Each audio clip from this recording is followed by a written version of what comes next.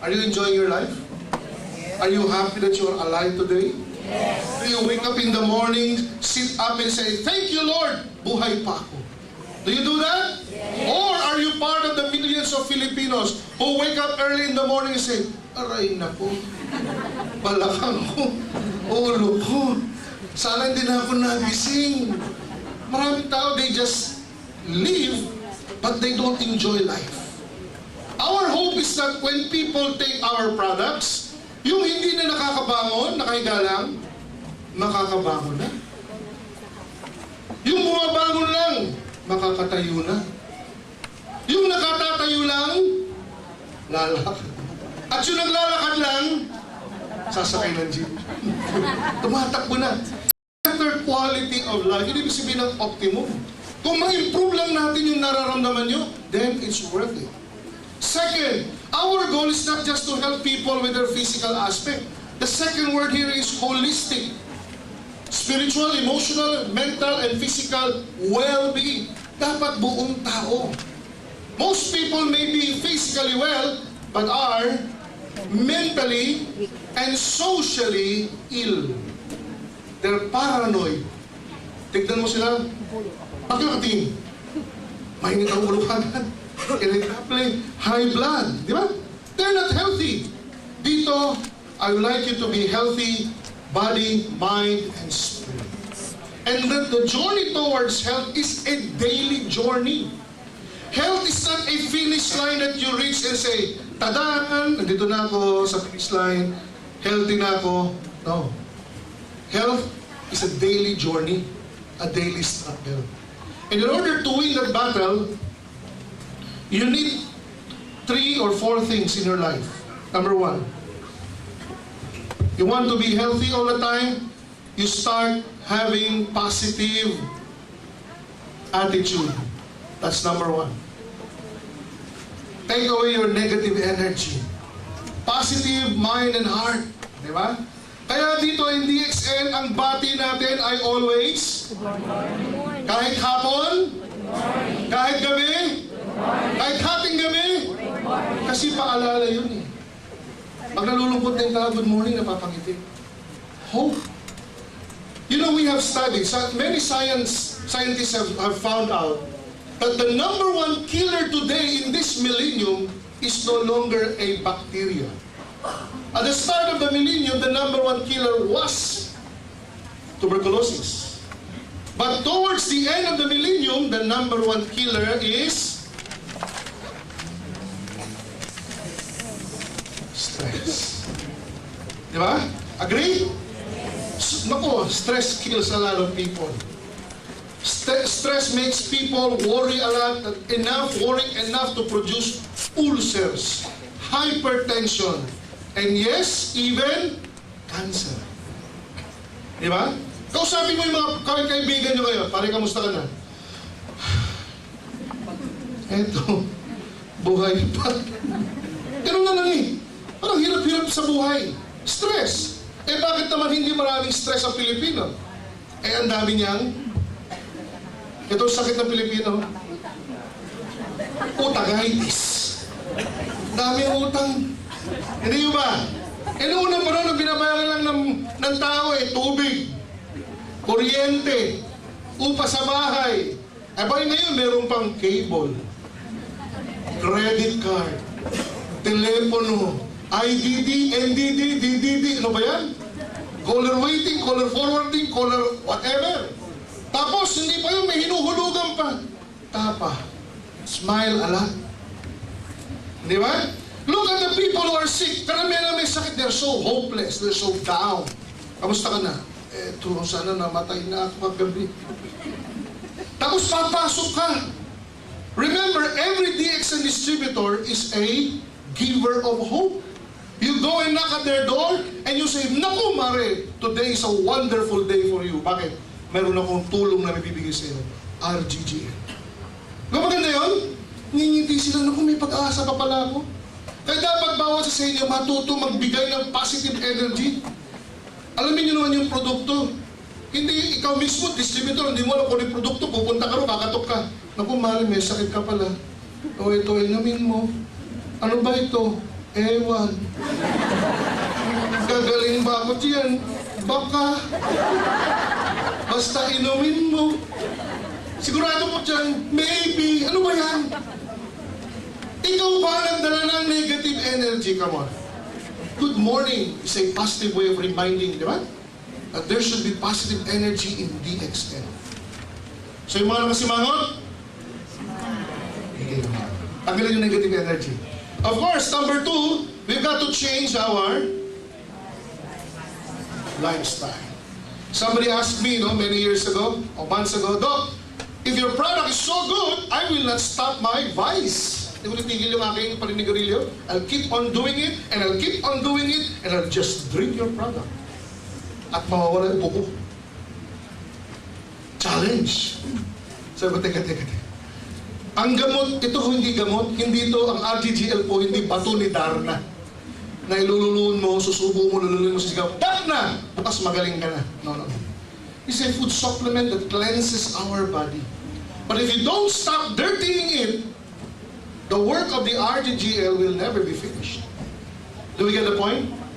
We have to subscribe to healthy living and healthy eating and food supplements. Yan po ang nagbibigay sa atin ng victory over illnesses. And the road of health requires these 4 things. So pag kayo nag-recommenda ng RGGL, wag naman yung puro RGGL lang. Paano ba ako gagaling? RGGL. Paano wala high blood ko? RGGL. No, you also recommend positive attitude. What else? Change your lifestyle. What else? And then RGGL. So many people come back to us and say, wala namang kwenta yung RGGL. Hindi na wala high blood ko. Bakit? Umiinom ako ng RGGL. Tumigil ka ba ng pagkain ng chicharon? Kailangan ba yun? No. Kailangan eh. Subscribe to all 4 to have your goal of health. Alright? All DXN distributors should know this by mind and by heart. Do you agree? Yes. So ano kailangan? Positive attitude. What else? Nutrition and... Alright. Wonderful. Now, bakit nagkakasakit ang tao? Let me just talk to you about this. Okay? Ano bang dahilan kung bakit nagkakasakit ang tao? I have studied for many years. To become a doctor of medicine, you have to study for at least 10 years. And I have been studying for 15 years. And after so many years of studying, I am still perplexed. I still scratch my head. Ano nga ba dahilan? Until I learned about natural medicine. And in natural medicine, it simplifies things. One of the main reasons why we get sick is an entity called Greek word. Galing sa Greek word ng ibig sabihin, poison. At ano ang toxin? It is anything that is in your body that should not be there. That's how I define it. Anything that is in your body that should not be there. Hindi dapat nariyan. Poison yan. And there are 2 kinds of poisons. I call this the living poisons and the non-living poisons. Ano ho yung living? Ay, alam nyo na yun. Virus, bacteria, fungi, bulate, parasite. Sa Tacloban ho, meron isang matandang mama, payat, namumutla at naghihingalo na. Ang sabi ng mga anak, naku si tatay, aalis na yata. Sa takot nila, kumuha sila ng isang mug. Nilagyan ng 3-in-1 coffee. Nilagyan ng black coffee. Nilagyan ng spikety. Nilagyan ng RG, GL. Shampoo na lang ang kulang. Nilagyan ng mainit na tubig. Pinainom sa tatay. Within 2 hours, the father began to vomit and expelled 2 very large, very long ascaris worms. Pataas ng normal yung tatay. Yun lang pala ang dahilan. Bulati. Kala niyo ba bata na nakakabulati? Matanda rin ho. Believe it or not, ilan sa inyo rito may inaalagaan. Baka sawa pa. These are toxins. And every day, they are here to see to it that your life will be miserable. Thousands of bacteria and viruses invade you every day. Now, meron din non-living toxins. Ano yun? These are chemicals that we find in nature. Chemicals that touch us. Sabon, lotion, cream, ano pa yung mga pinapahid nyo? Sa katawan nyo. Lahat yun. Or, chemicals that you inhale. Lead, tampucho, carbon monoxide, di ba? Polluted air. And speaking of polluted air, alam niyo ba ang Metro Manila ang second worst polluted city in the world? Do you know that? You know, when I started to give this lecture, Metro Manila was number 4. But congratulations, fellow Metro Manilans. We are now promoted to keep it up, we will be. And do you know what that means? It means this. A scientist compared it to something like this. Sabi niya, if you are going to travel from Monumento to Baclaran, and you're going to pass through EDSA, and you're riding a vehicle, a bus na walang aircon, you will be inhaling polluted air equivalent to 3 packs of cigarette. Ha? Can you imagine that? Ibabalik pa kayo. So ilan? 6 packs. Kaya pagdating nyo sa bahay, inspeksyonin niyo ilong nyo, kulay itim ang residue. Malangis ang mukha nyo. That is how dirty the air is in the Metro Manila. And if you don't believe me, see it for yourself. Go to Antipolo at 6 o'clock in the morning and look down at Ortigas.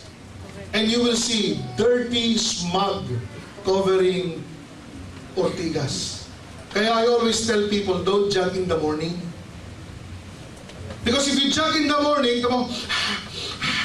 lahat yung pasok sa baga. No wonder, at number 1 sakit ng Pilipino, ubo, sipon, sinusitis, and rhinitis allergy. Now, kung akala nyo marumi na sa labas, hulaan ninyo. Alin ang mas maruming hangin? Sa labas ng bahay nyo o sa loob ng bahay nyo? Alin ang mas marumi ang hangin? Sa labas o sa loob ng bahay? Sino sabing sa labas? Taas kamay. Sige, okay ba yan? Naka-camera kayo. Sino sabing sa loob ng bahay mas marumi ang hangin? Sino wala masabi? O pa naman kayo? Mas marami sa loob ng bahay. Dahil lahat yan dumi ng bit-bit nyo araw-araw. Mabuti pa sa labas, umuulan, nahuhugasan yung dumi. Sa loob ng bahay nyo, umuulan. Tumutulo siguro. Hindi umuulan. So where does all this dirt with small mites, that's called dust mites. And this is why children, our children, when they wake up, bahing lang bahing. Do you get the point? These are toxins. And there are toxins that we drink and eat, like the preservatives that you find in your food. Hindi ba? The wonder of all this is yung juice na nasa sachet o nasa pack, sa Tetra Pak. Yung orange juice does not contain orange. Pati yung kulay niya, peke. Kulay peke, lasa peke, lahat peke, puro preservative. And we let our children drink that daily. So they grow up full of toxins. And you know what? The good thing about this is your body will always take care of you. The body has been given by God a gift. It's called the inner doctor, the inner healer. Meron kang doktor sa loob mo eh. Hindi ka lang gumraduate sa UST. Pero galing sa Lord, kay Lord yun. And that doctor within you will try to protect you from any harm. And this is how that doctor does it. I'm going to show you. Diagram na. Every part of your body is made up of a cell. That's you. But to protect you from toxins, the body has barriers or a series of walls. Maraming wall yan. Dingding. Para hindi makapasok ang toxin. At ang unang dingding o wall na bumabalot sa atin ay your skin. You are covered from scalp to your soul. Skin. Para dyan lang sila sa labas. Pero ang dumi ho, yung toxin, it's not only in contact or in touch with you through your skin. Meron ding duming nalalanghap. Tama ba? So ito rin, from the tip of your nose hanggang sa baga, meron ding barrier, but not the skin. That barrier is a tissue, a piece of tissue called mucosa. Let me just draw that. A single layer tissue called mucosa. And the mucosa of your respiratory tract, konting science lang ha, para alam niyo, mamaya ma-appreciate niyo ito. May buhok yan. Diba? Iba-iba lang size. Dito, lalaki ng buhok. Pero habang papasok yan, paliit ng paliit. Well, what is the purpose of this hair? Para saan yung buhok? Pansala filter. So that when you inhale dirt, hindi diretso sa baga, sabit mo na yan dito. Sumasabit. At pag nasabit na yan, si mucosa magluluwa, maglalabas ng isang malagkit na tubig para ma-paralyze yan, hindi na siya bababa. Madidikit na siya dyan. At ang tawag sa tubig na yan ay mucus, galing sa mucosa. Sa Tagalog? Ha? Sipon. Alright, sipon pa ha. Huwag di pa problema yan. Sipon! At pag na-trap na siya ng sipon, this hair will start to move. Gagalaw. At ipapasa niya yan, dumi na yan, yung package na yan, pabalik kung saan ito nanggaling. So yung dumi na trap dito sa loob, umaakit yan hanggang dito. Eh pagdating naman dito, hindi naman pwedeng lumakad mag-isa yung dumi. Sabi, uwi na ako. So kikilitin niya yung reflex dyan sa loob. Makakati yan. And then you will sneeze. When we sneeze, we blow back into the environment thousands of mucus droplets carrying with it the dirt that you inhaled yesterday. That is called a reflex action. And that's the doctor within you trying to expel the dirt. Dito, minsan dito pala gusto na ilabas. So, uubuhin ka. Paglabas doon, pagdahat mo may plema. Ito na lecture natin, no? Sipon plema. Alright. Now, pagka minsan naman, yung dumi na yan, ho, eh, nagkukumpul-kumpul. Dumakit siya sa Metro Manila, eh. Kaya hindi lang isa yung natrap dyan, marami. Can we do something about this, Mike? Alright? At dahil maraming natrap dyan, naging malapot. Kumain na ba kayo? I hope kumain na kayo, ha? Dahil iba yung pag-uusapan natin, malagkit, malapot, hindi na maitulak ng buhok. So they are stuck in the mucosa. And they become very itchy. At ubo ka ng ubo, ayaw lumabas. Kaya ang ubo mo hindi nawawala. Do you experience that? Yes! So what do we do? Huh? You cannot put your finger and take it out. This is the time when you should be taking a mucolytic agent. At ano yung kilala niyo mucolytic? Huh? Robitussin. Water is one of the most powerful mucolytics. And number 2, advertisements spica tea. This contains 5 herbs, but 3 of them are powerful mucolytics. Pinalulusaw yung malapot, malagkit na flema. So pag uminom kayo nito, after a while, ubuhin kayo. Ibig sabihin nun, maluwag na. Yung ubo nyo ngayon, may tulog na. Para lumabas yung flema. So pag umuubo ka at sinisipon ka, huwag mong pipigilan. Tutulungan mo. Because coughing is a reflex of the body. the body is trying to get rid of this dirt. Can you imagine that? Galing, no? Wonderful. Minsan naman nahalulun yung dumi. Hindi plema. Diba naman ito? Yung plema na rin, gusto nyo. Sundan na natin. At maruming nalulun mo, maiirita ngayon yung mucosa ng stomach mo. Resulta? Vomiting. Vomiting is another way of the body trying to get rid of that dirt. Pero minsan kung konti lang yung toxin na pumapasok, hindi masyadong na iirita yung mucosa, nakalulusot pa yan sa large intestine. At doon naman siya ma-irritate. So doon naman siya magsusuka. Dito naman sa kabila. Sumusuka. And it's called diarrhea. Again, that is the body's attempt to expel or get rid of. Do not stop them. Just take a lot of water with electrolytes so that you do not dehydrate. Imagine this. Look at a child. Tatlo ang klase ng karaniwang sakit ng bata. Rashes. Ano pa? Ubo-sipon and suka. Ano yun? This is a child's way of getting rid of toxins. Do not be afraid. Many of you mothers, pag nakakita sumusuka, takbo ka ba sa ER? Di ba? Tapos makikita nyo, kayo rin napapainom ng pedya lang. Tapos kung magsisigili pa kayo ng doktor, 1,000. Ako naman napainom di ba? Sa ER kayo. Parang metro ng taxi yan. Pag sumampa ka dyan, pumapatak na yan. Huwag nyo nang dalhin, kayo na magpainom. Alam nyo na kung bakit sumusuka, dumudumi, nakaka-rashes, inuubo, sinisipon. The child's inner doctor is trying to get rid of. Wonderful. Kaya sila mas madalas magkasipon, hindi kaysa tayo, di ba? Dahil sila maganda ang inner doctor.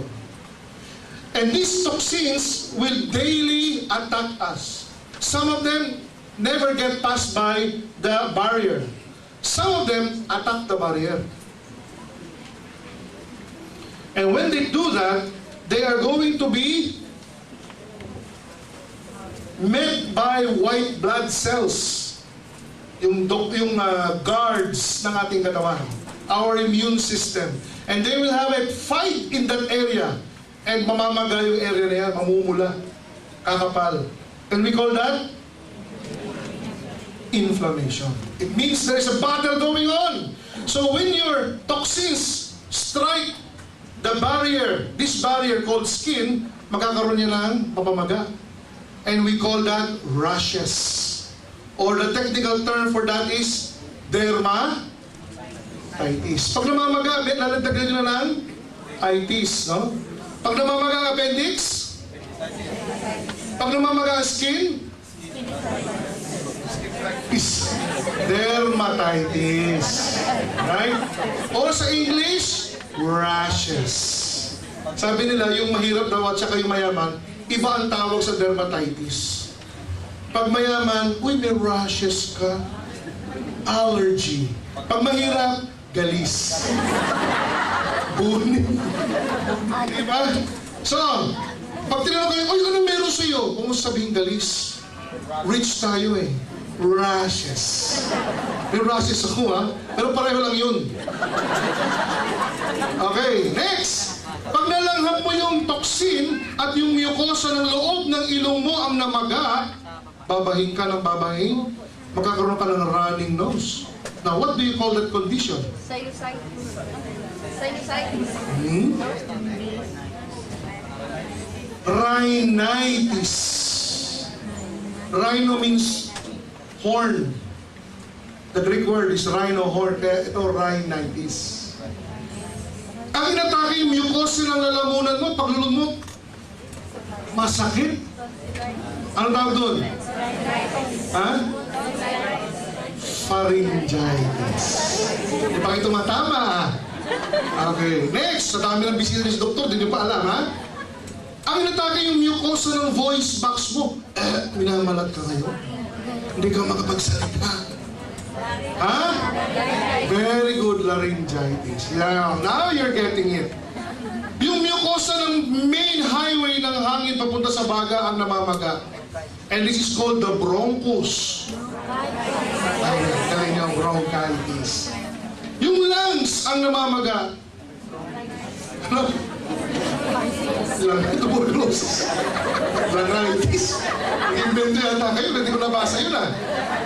Pneumonia or pneumonitis. See? Nalulo ng dumi. Namamaga ang mucosa ng stomach. Suka ng suka ang pasyente. Diagnosis? Gastritis. Galing. Pwede kayo mag-doktor. Ilang pinag-aaral namin sa medicine. Pag ganyan-ganyan lang. Okay? Namamaga yung large intestine. Diarrhea. Anong tawag doon sa? Enteritis. Colitis is a very particular area. No? So, parehong sumusuka, parehong dumudumi.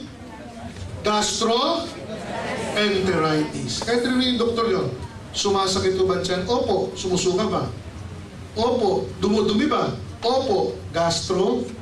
Enteritis. See? Now, marunong na kayo. But again, these are what? Toxins attacking the barrier.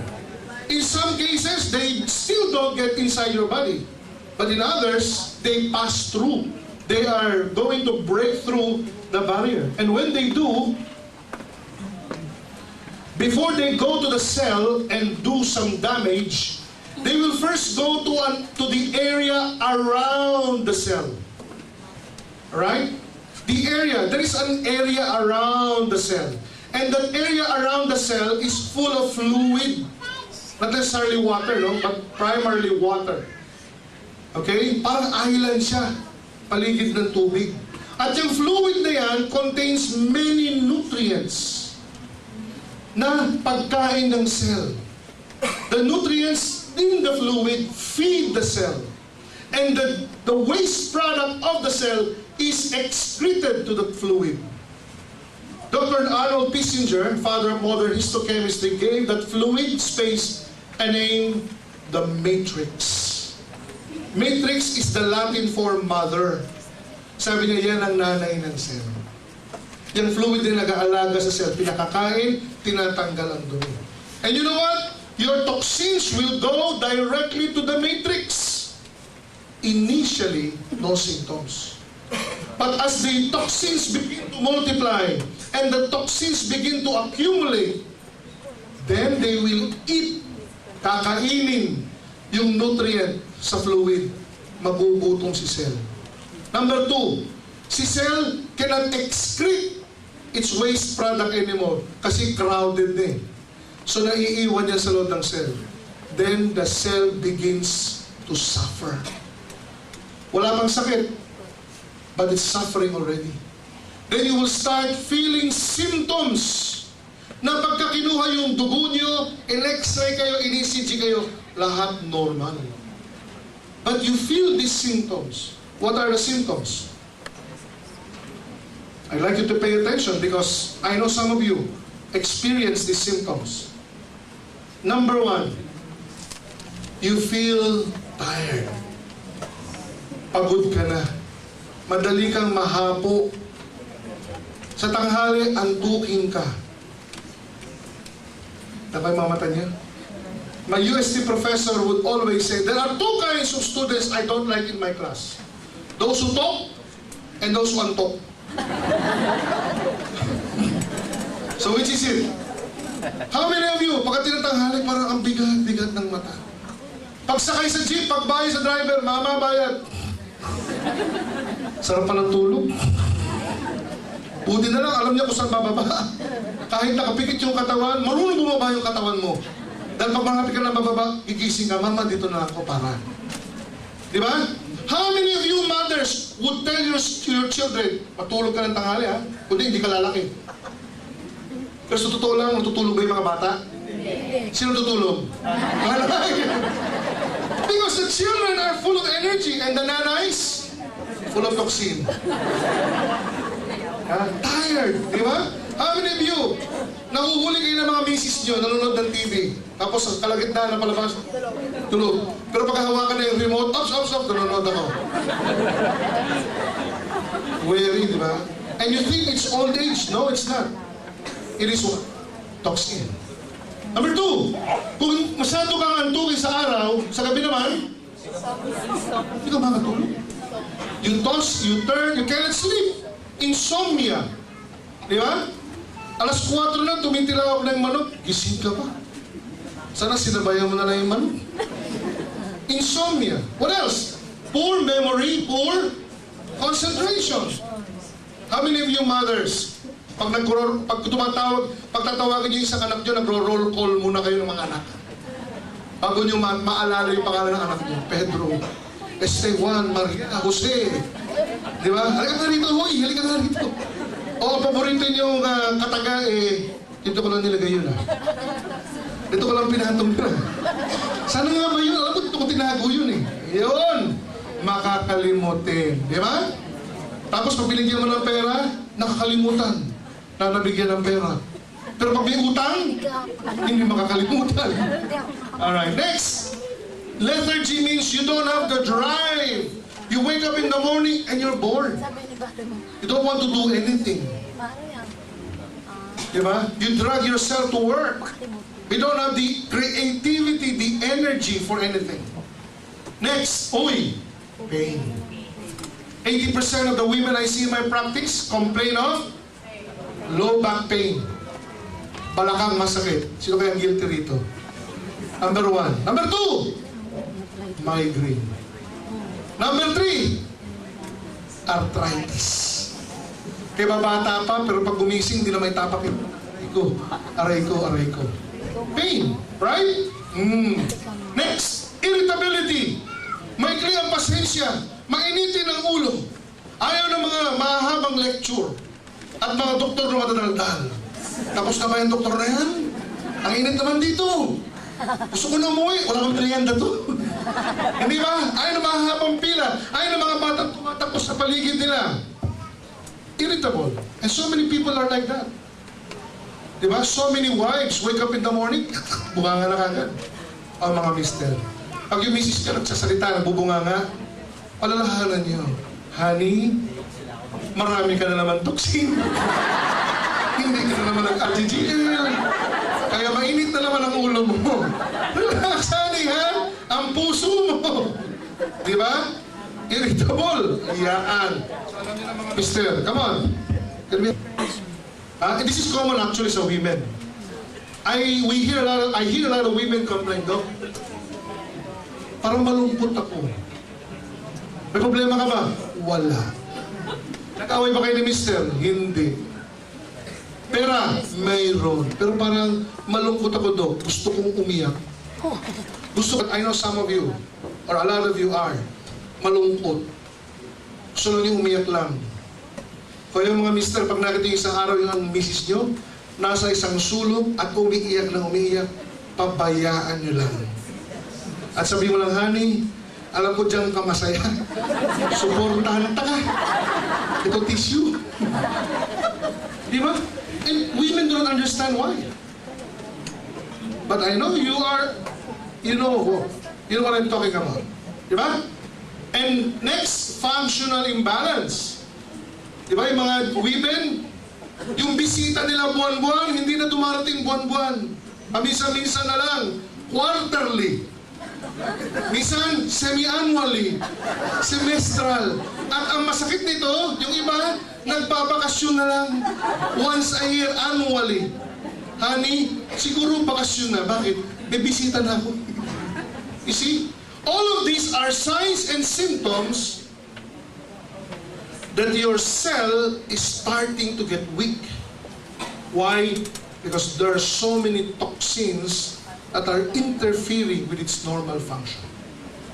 If you go to a doctor, you know, I'm a doctor of medicine, but most doctors I know, including myself, when we see all this, we just scratch our heads. Ano kaya problema nito? Stress siguro. Depressed siguro. And when we give drugs, we give one for tiredness, one for, ito para sa poor memory, like B. Para sa insomnia, tranquilizer, letter G, bigyan kita ng vitamin, bigyan kita ng pain reliever, bigyan kita ng ganito, and you end up going home with lots of medicine in your hand, di ba? One for every 2, every 3, every 4, every 5, every 6, every 8 hours. when actually the culprit is just toxin. And if you don't do anything about that toxin, guess what? They will go inside the cell and do two possible harm. And this harm, itong karamdaman na matatamo nyo, ito yung kinamamatay ng marami. Number one, toxins can cause cellular malfunction or destruction. Your cells will no longer function normally. Example, cholesterol is a normally occurring cell in the body. Actually, cholesterol is good for the body. Ang problema lang is this: the normal cholesterol just slides over the walls of your artery. Dumudulas lang yan. Madulas yan, hindi madikit. However, when a cholesterol cell is attacked by a free radical toxin, that cholesterol cell begins to be sticky, malagkit. Then it will cling to the wall of your artery. If this is your artery, it will cling to the wall of your artery. Didikit dyan. At babara ngayon yung cholesterol. Normally dumudulas yan. Pero pag tinamaan ng free radical toxin, nagiging malakit, dumidikit. Then the body has to push this away. Result, hypertension. Subukan nyo gumawa ng hose. Lagay nyo sa gripo. Buksan nyo yung gripo. Di ba maganda yung daloy ng tubig? Then you put your finger at the hole. Siguro, just to obstruct it a little bit. Konti lang. Huwag yung takpan mabuti. Konti lang. Ano mapapansin nyo sa daloy ng tubig?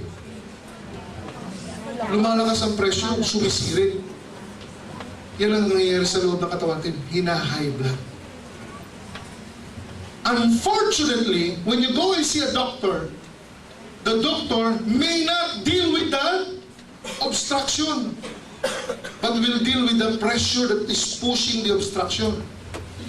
Ang gagawin niya, imbis na tanggalin yung kamay, hihinaan yung bukas ng gripo. Ganyan ang ginagawa ng anti-hypertensive. Pinapababa lang yung blood pressure, but is not doing anything to the obstruction. Ano resulta? The obstruction will stay there for a long, long time. It will gather minerals called calcium. And as soon as it does, this is going to be cemented and will become permanent and as strong as your teeth. Permanent na yan. Yung high blood mo, hindi na mawawala. Kasi hindi inalis yung bara eh. Binaba lang yung pressure eh. That is the problem with normal medication. Kayo rin, pag high blood kayo, automatically you go, di ba? And lower your blood pressure. You don't do anything about the cholesterol. It will stay there and become permanent. And if this artery happens to be in your heart, heart attack. Di ba?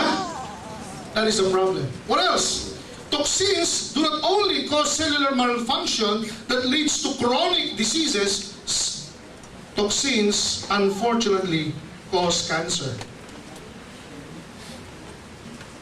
Yung viruses, many of them, may mga bukol-bukol, mga warts-warts, may mga myoma, many of them are caused by viruses.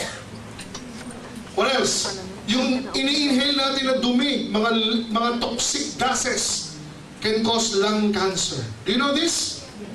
Toxins can cause cancer. And how many people close to you died of cancer? I have one, my own mom. And the reason why I'm in DXN is that natulungan yung mother ko ng DXN. Had I known that RGGL would help her, I would have been more aggressive. But it was too late. When I gave it to her, it only shrunk the bukol and took away the pain. But I did not give enough to extend her life. Many people die of cancer because of toxins. And the bad news is, all of us here, maraming toxin. So what do we do about it? Anong ginagagawin natin dito? E dilinisin. Paano nilinisin? Inom mo ng shampoo. Paano nilinisin? Well, there we go. The reason why we're doing this is because of this. We have discovered that the mushroom called lingshi, or in Japanese, reishi, or Ganoderma lucidum, contains many triterpenoids that act as internal cleansers. Kung sa labas, nagsasabong kayo, sa loob, ito ang sabon. Of course, di nyo lulunin ito para tuskusin. No? May ingredient ito na kapag ininom natin, it starts detoxification. How? I'll show you. When you take RGGL for the first time,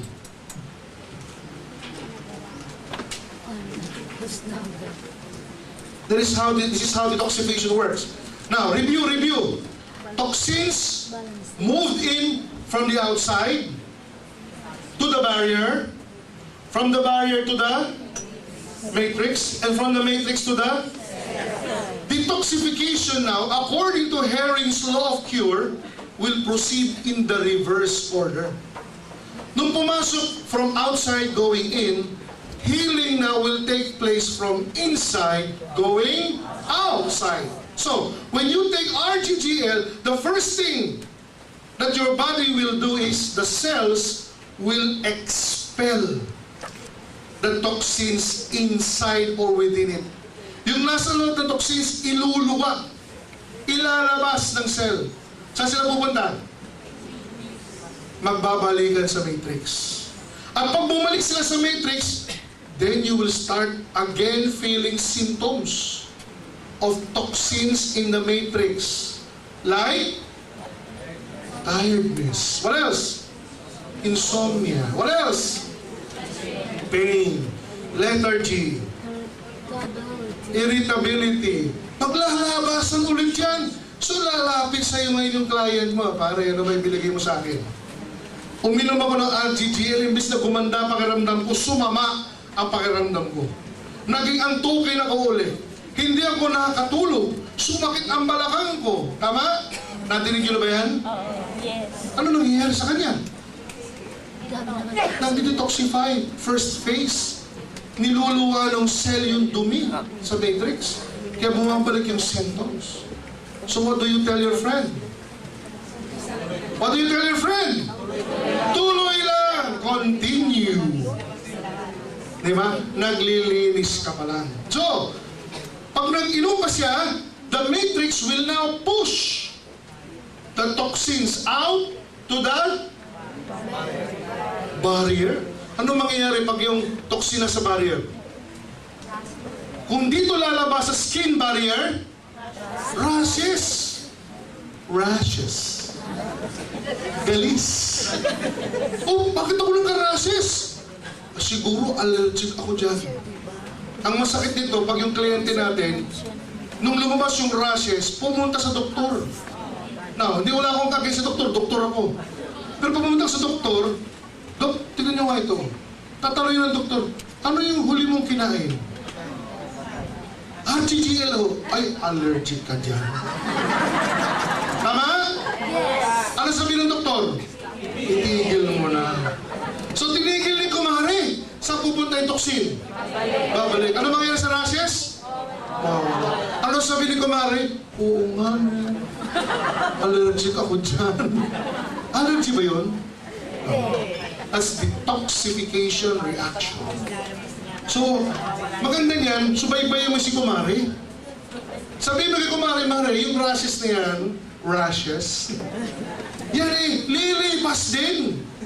Dahil kapag tuloy-tuloy mong ininom yan, ilalabas naman yan ang barrier back into the environment.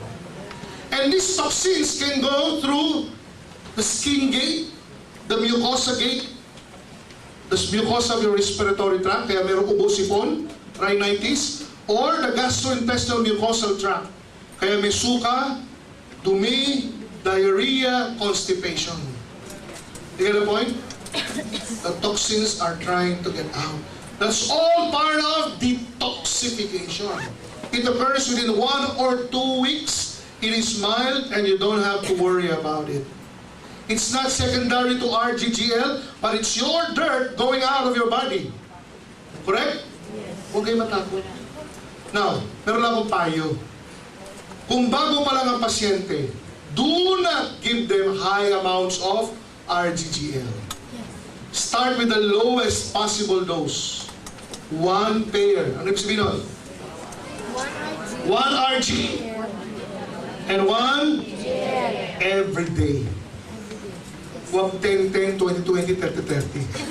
Dahil pag naglabasan lahat yan, naku, matatara.